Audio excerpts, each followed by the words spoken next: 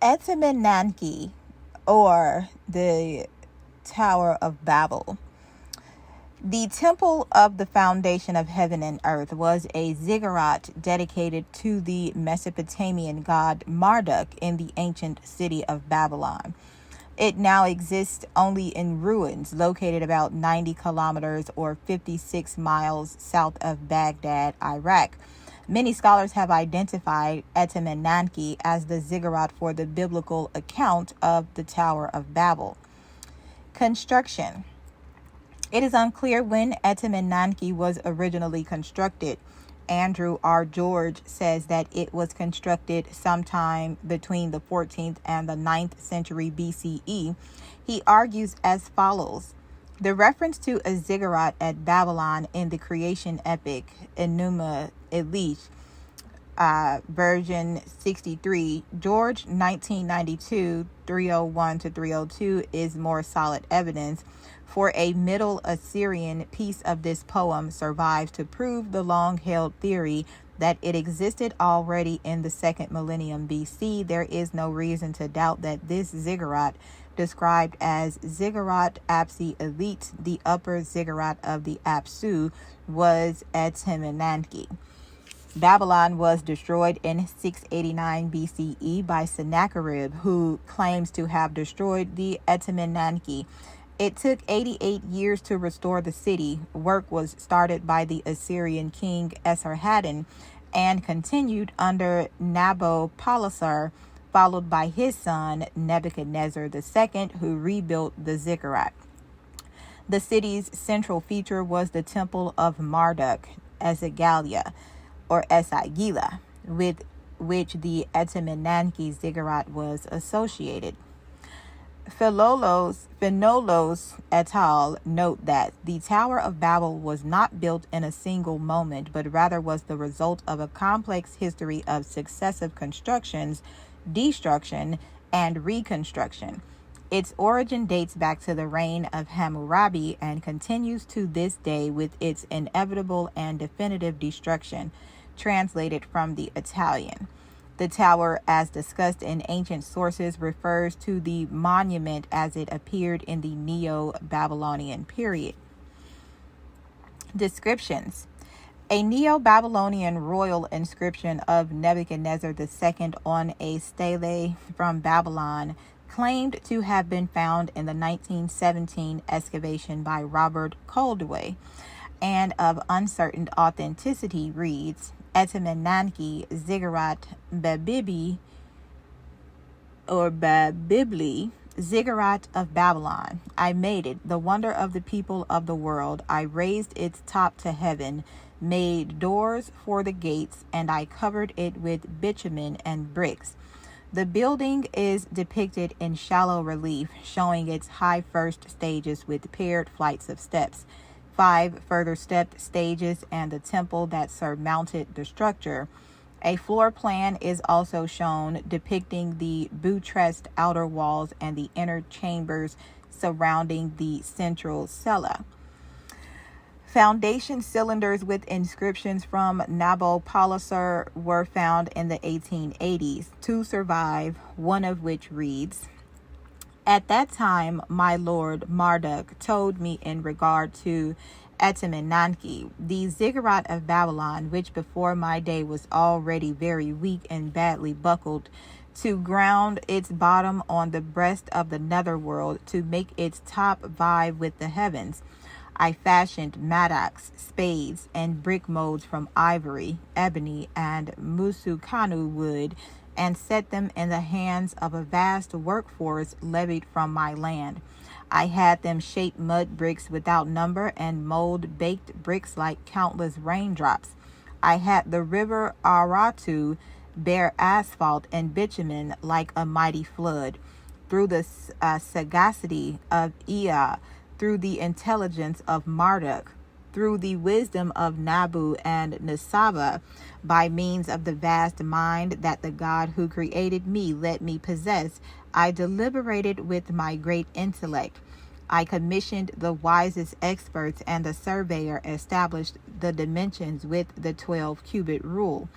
The master builders drew taut the measuring cords, they determined the limits. I sought confirmation by consulting Samas, Adad, and Marduk, and whenever my mind deliberated and I pondered, unsure of the dimensions, the great gods made the truth known to me by the procedure of oracular confirmation. Through the craft of exorcism, the wisdom of Ea and Marduk, I purified that place and made firm its foundation platform on its ancient base. In its foundations I laid out gold, silver, gemstones from mountain and sea. Under the brickwork I set heaps of shining sapsu, sweet-scented oil, aromatics, and red earth. I fashioned representations of my royal likeness bearing a soil basket and positioned them variously in the foundation platform. I bowed my neck to my lord Marduk. I rolled up my garment, my kingly robe, and carried on my head bricks and earth, mud bricks. I had soil baskets made of gold and silver, and made Nebuchadnezzar, my firstborn son, beloved of my heart, carry alongside my workmen earth mixed with wine, oil, and resin chips. I made Nabu-Similisar, his brother, a boy, issue of my body, my darling younger son, take up mattock and spade. I burdened him with a soil basket of gold and silver, and bestowed him on my lord Marduk as a gift. I constructed the building, the replica of Isara, in joy and jubilation, and raised its top as high as a mountain. For my lord Marduk I made it an object fitting for wonder, just as it was in former times. In 2003, scholars discovered in the Shoyin collection the oldest known representation of the Etemenanki, carved on a black stone. The Tower of Babel stele, as it is known, dates to 604 through 562 BCE, the time of Nebuchadnezzar II.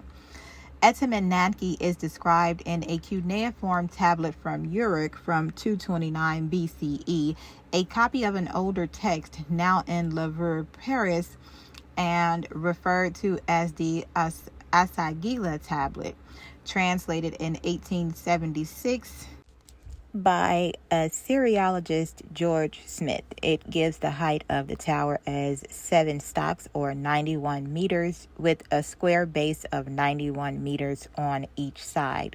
This mud brick structure was confirmed by excavations conducted by Robert Coldaway after 1913. Large stairs were discovered at the south side of the building, where a triple gate connected with the Esagila.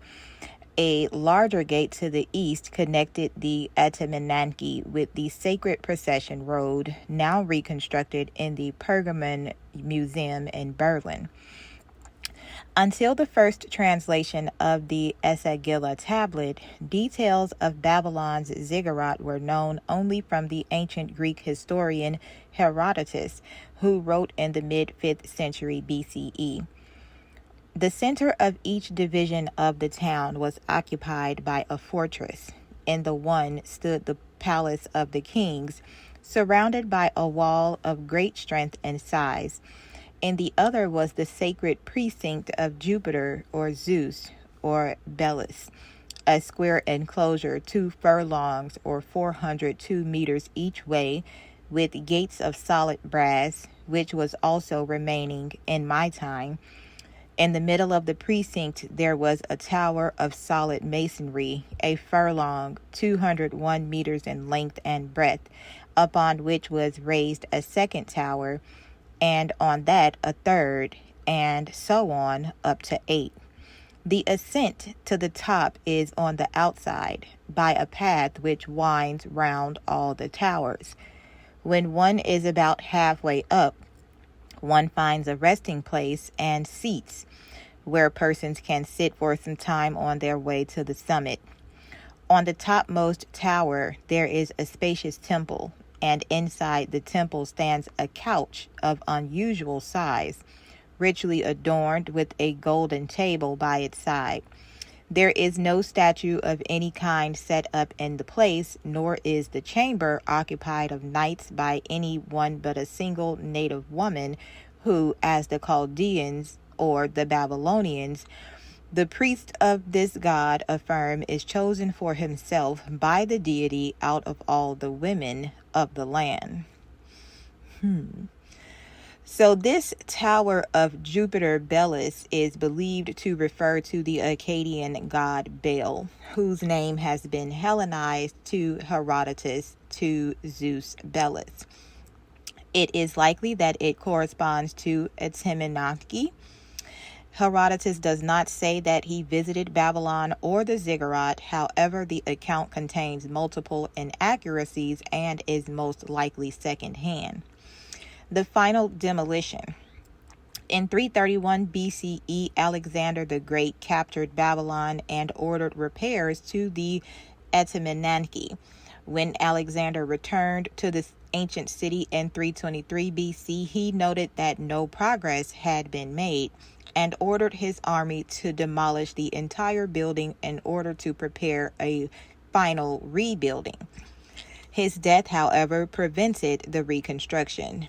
The Babylonian chronicles and astronomical diaries record several attempts to rebuild the Etemenanki, which were always preceded by removing the last debris of the original ziggurat. The ruin of Esagila Chronicle mentions that the Seleucid crown prince Antiochus I decided to rebuild it and made a sacrifice in preparation. However, while there he stumbled on the rubble and fell. He then angrily ordered his elephant drivers to destroy the last of the remains. There are no later references to the Etemenanki from antiquity. Modern hypothesis regarding height. Modern scholars dispute the claim by the ancient Babylonian source, the Esagila tablet, that the Etemenanki was 91 meters tall. The modern interpretation of Esagil's text raises a serious technical problem.